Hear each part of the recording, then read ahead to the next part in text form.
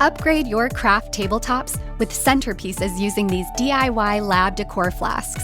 To begin, create your base by covering a foam block with slightly crumpled aluminum foil and securing with tape. Place the blunt edge of a wooden skewer through the top slit of the lab decor flask at the fold.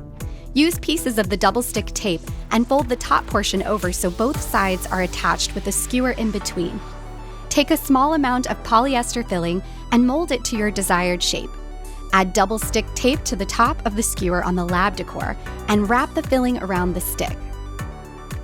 Then push the skewer into the center of the aluminum-covered block. Using styrofoam cups filled with acrylic paint, roll around a styrofoam ball using a toothpick. Remember to check that the entire ball is covered with paint. Poke the toothpick into the ball and twist slightly between your fingers to remove any extra paint. Then push the other end of the toothpick into a foam block to let dry. Once the paint is dry, create molecular structures using more toothpicks, skewers, and painted styrofoam balls. Place the structures in the corner areas of the aluminum blocks. Your tables now have the perfect centerpiece to add to the VBS fun. Find detailed instructions and supply lists for decorating at cph.org/wonder.